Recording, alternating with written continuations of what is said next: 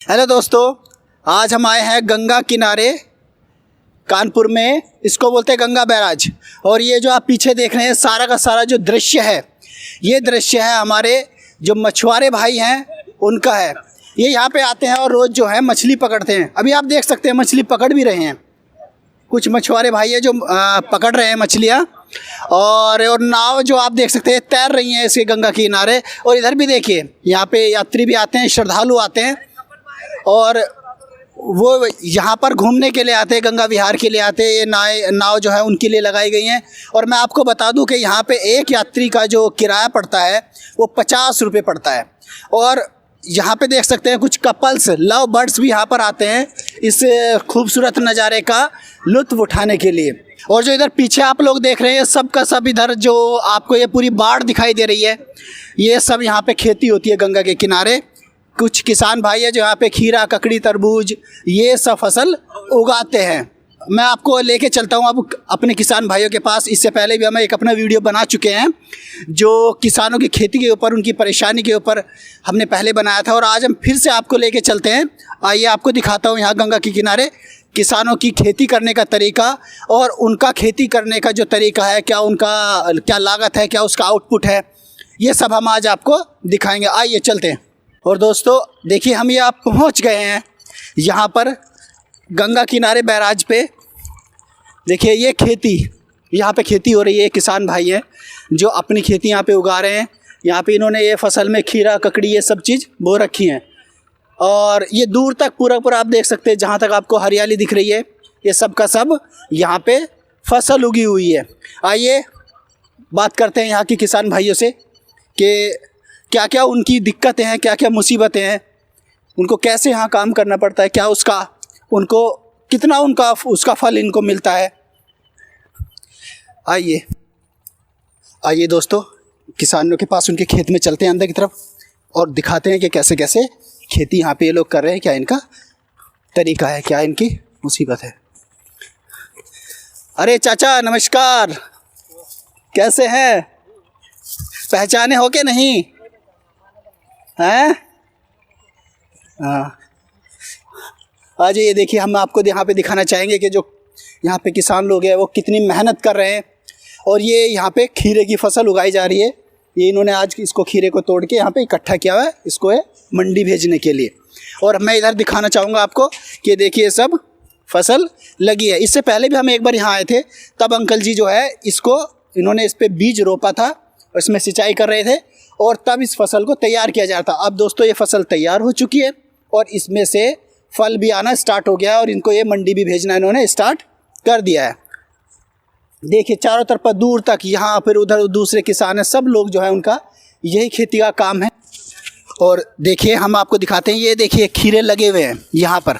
ये खीरे की बेल है और इस पर ये खीरे लगे हुए हैं। ये इस तरह से जो लोग, जैसे कुछ लोग शहर के लोग हैं जो नहीं जानते हैं, ये देखिए मैं दिखाना चाहूँगा, ये इस तरह से खीरा बेल पर लगता है और फिर ये धीरे धीरे बड़ा होता है। जब बड़ा हो जाता है तो फिर इसको क्या कर लेते हैं, हार्वेस्ट कर लेते हैं और मंडी में इसको भेज देते हैं। वहाँ पे जो छोटे लोग होते हैं, छोटे व्यापारी, वो ख़रीदते हैं और वो ख़रीदने के बाद फिर इसको जो आपकी गली में, आपके मोहल्ले में और आपके घरों तक पहुँचाते हैं। तो जो ओरिजिनल इसका तरीका है खेती करने का खीरे का, वो यही है।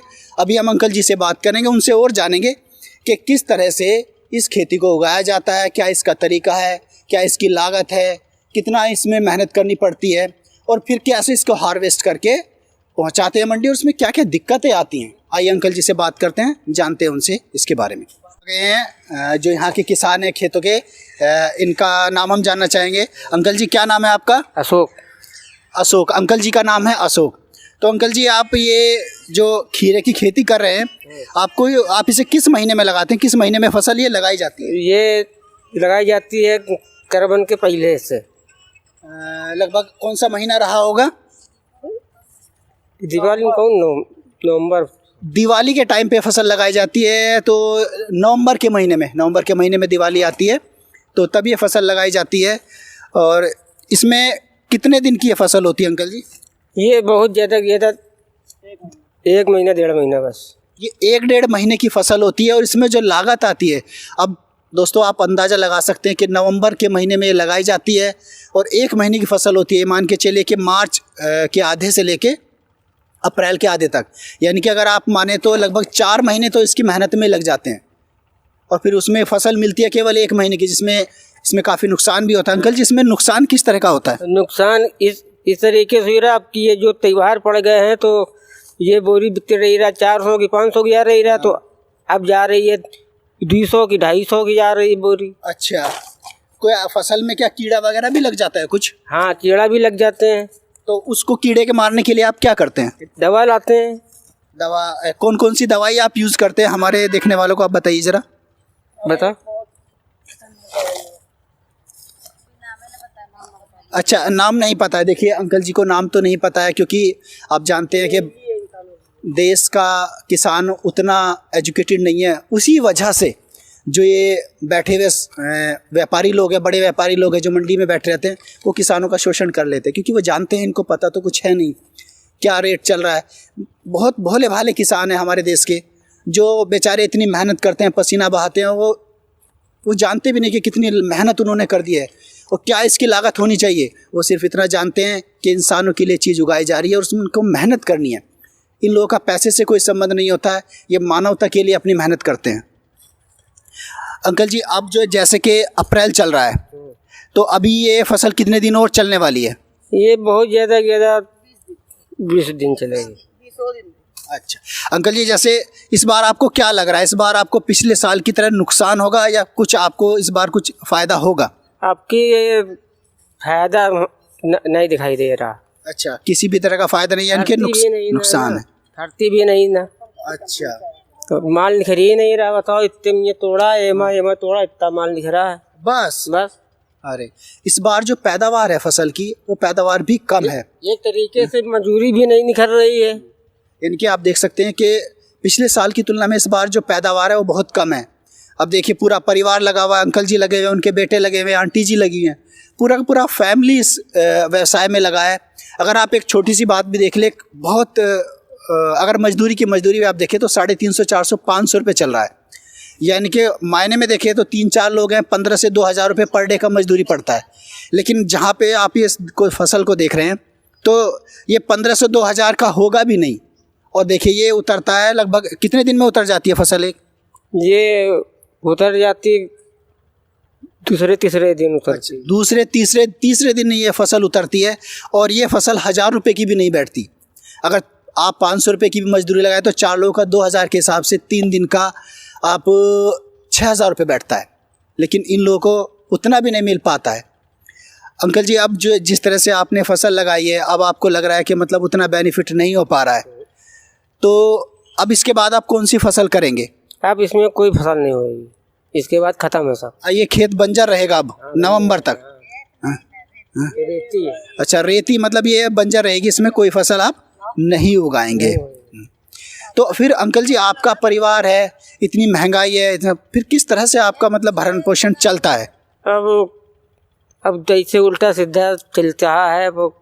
अब क्या किया जाए, गुजारा तो करे पड़ा। बच्चे हैं, देखिए पढ़ाई भी है, खाना खर्चा भी है, और भगवान न करे कोई दिक्कत परिवार में आ जाए वो भी है, बच्चों की शादी भी है, सभी चीज़ें हैं। तो उसमें क्या फिर आपको फिर वो ये है कि बड़े जो जमींदार हैं उन लोगों से पैसा लेना पड़ता है और फिर सारी फसल जो है उन्हीं के कर्ज में चली जाती है। हाँ, उनके कर्ज में चली जाती है। दोस्तों, अभी हमने आपको खीरे की खेती के बारे में दिखाया। अब हम आपको दिखाते हैं कि जो तरबूज, जिसको हम वाटरमेलन बोलते हैं, जो कि गर्मियों का बेनज़ीर तोहफा है, जिसको पीने से शीतलता आती है।